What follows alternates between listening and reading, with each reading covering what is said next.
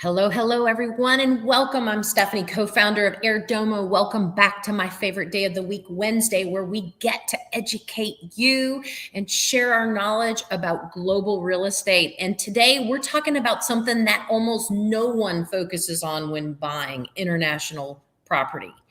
Actually, no one focuses on this when buying anything quite a bit, right? And so most buyers spend their time thinking about everything else, but they don't think about the exit.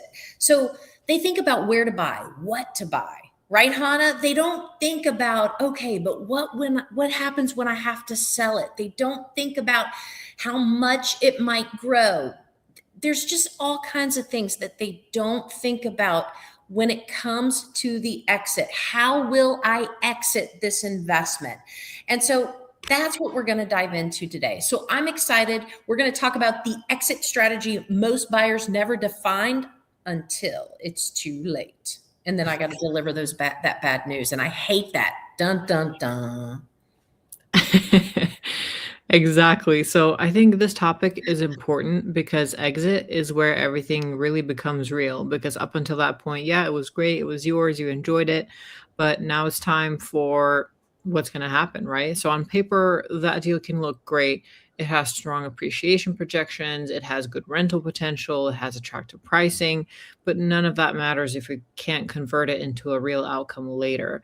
And what I think we see often with our clients is that buyers only start thinking about exit when they need to sell, which is Yep. usually the worst time to figure it out. So today's about flipping that and making exit part of the decision from day one and ahead of time. So let's talk about that. Why buyers ignore exit. Oh, well, that is easy. It's easy because it's exciting, right? Buying is so exciting, and exciting feels distant. When buyers are entering a market, they're focused on the opportunity. They're focused on the lifestyle. When we're good at selling something, as agents, as real estate brokers, right? When we're out in the field, we're focused on that lifestyle and how great everything's going to be. And so are those buyers. They're focused on the upside. The exit feels like it's so far off in the distant future that let's not even think about that problem. Let's just kick that can down the road. So many buyers assume that if I can buy it, I can sell it, right? If I can buy it, I can sell it, not a big deal. But that's not always the case, especially internationally, because each market has different levels of liquidity. We've covered this on so many different webinars. That's why a lot of these things tie together. But also, there's different buyer profiles, there's different resale dynamics, and these things change year to year, sometimes, country to country. So the ability to exit is not always guaranteed, and you have to be comfortable with that. And I think also that assumption is one of the biggest blind spots because buying is usually easy, Yeah. especially in emerging or international markets, but selling depends on who's on the other side of that transaction later, where that transaction is happening, how is it happening, and that's where things get much, much more selective. So let's dive deeper into that. How should buyers think about their future buyer? That's the most important questions, or one of the most, okay? Because who will want this property after me? That could be local buyers, potentially international investors, lifestyle buyers, or maybe a very niche segment. Okay, each of these groups, they behave differently. And so, for example, local buyers might be price sensitive, so you got to think, okay, about, okay, how does the local market approach the real estate? Okay, because an international buyer, they might prioritize brand and pay a little bit more, right? Investors might focus purely on yield. What can I rent this for? Or how much is that short term rental income going to net me throughout the course of that year, right? So if your property only appeals to a very narrow group, then your exit becomes more difficult. You want to try to have that property appeal to at least maybe two of those groups. Does that make sense? Exactly. In a way, you're not just buying a property, you're stepping into a future transaction already, unless you're buying for forever, which is pretty rare. And the more people who can realistically participate in that transaction, the stronger your position really becomes. But I think liquidity is probably the real test. So let's talk about how does liquidity factor into this? Well, that's going to determine how easily you can sell and at what price you can sell. Some markets are highly liquid, strong demand, consistent transactions are happening, international visibility. And then others are much, much slower, limited buyer pools, longer sales cycles, more negotiation pressure, right? It might be a buyer's market.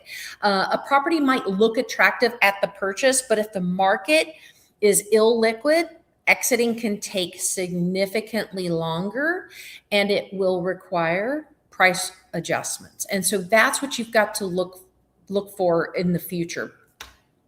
And I think that's where expectations really do need to match reality because a higher price on paper doesn't mean much if the market can't absorb it really when you're ready to sell. That's right. So let's talk about how does time horizon affect that exit strategy? Well, it's critical. And if you have flexibility in timing, you can wait for the right buyer, right? If you have all the time in the world, that right buyer eventually will come along. Okay. You also could wait for the right market conditions, wait for the right, for the market to rebound potentially. But if you need to sell quickly, your options get more narrow. That's when pricing pressure increases, negotiation power decreases, right? Because the buyer has the upper hand and liquidity matters the most. So buyers should always ask, if I needed to exit sooner than planned, what would that look like? And can I live with it? And that's where the planning creates leverage, really, because I don't think everyone's goal is to just exit. It's to exit on your terms, not under pressure, and basically get your investment back. That's exactly right. So, yeah, I think there are some common exit mistakes that happen, and you've seen them a million times. You have a million stories on this. What are the most common mistakes buyers make when it comes to exit? Well, the biggest ones are buying based purely on personal taste. You all, that happens so often. It's that is their personal taste. I see it and I'm like, oh gosh, it is just so right for that one personal taste. But then for 90% of what's left out there of the buyer pool, I'm thinking they are not going to want this. And so you got to be thinking about that. People that are ignoring the resale demand. There might be something hot going on right now, but let's look at what could possibly be happening in the future demand for that market and overestimating that future price growth. Not understanding local selling processes as well. That's a huge. You've got to understand how all of those things happen. You can change, or government can change the way that all pans out. Right now, so many areas are saying buy here and we will grant residency, but they can easily pull that back as well too. So you have to take that into consideration. Entering markets with limited transparency, right? That again, they could be changing periodically or frequently, which means they may not keep some of those strategies in place at all times. And so when you can't, none of us can guarantee anything, okay? But when things are on a roller coaster consistently, just assume they're going to be on the roller coaster when you exit. Exactly. And I think what's interesting is that none of these feel like mistakes when you're at the very beginning. They only become visible when the buyer tries to convert the asset back into that liquidity that they Right. started with, and they realize all those constraints. That's right. So, given all of your experience and so many clients that you've been through with this specifically, tell us how experienced buyers think about exit.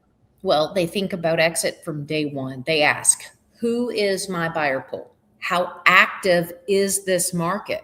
right? How truly active is it? How many buyers are actively looking and how many purchases are happening every single month? Okay.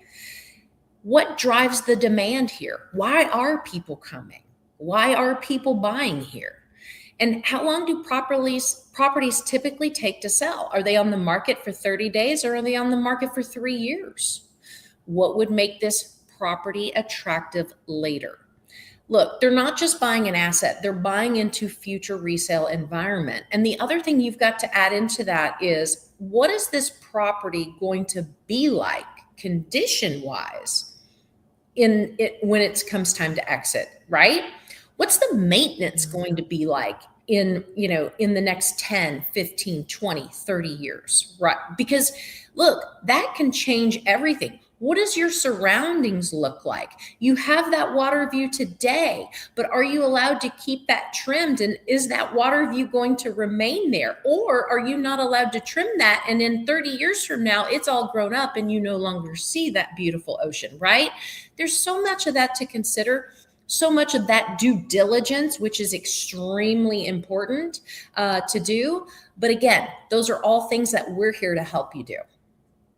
And by doing that, because instead of hoping the market works in your favor later, you're already positioning yourself within a market that already supports your exit and you're good to go.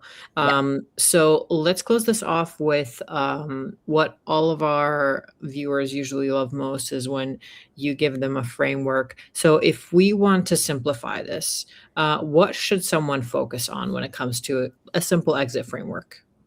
Well, I would suggest 3 questions. Who is the most likely buyer for this property later? Right? What does that buyer look like? What does that makeup look like? How active and liquid is that buyer pool? Right? Where's the buyer coming from? Where's their money coming from? Are they financing? Is it legacy money? What does it look like?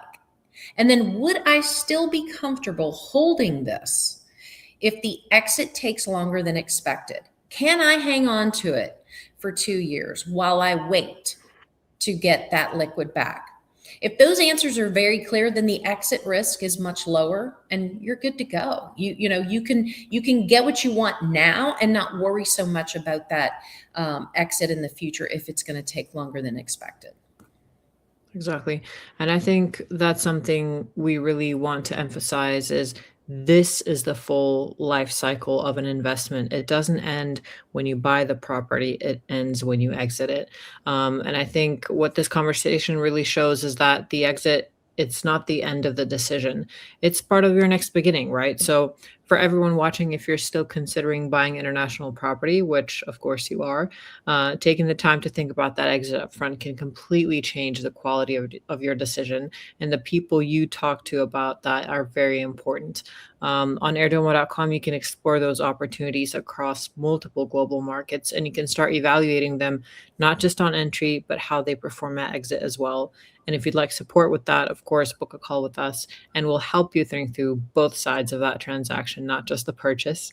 Thank you so much for joining us today, and we'll see you in the next session. Bye, everyone.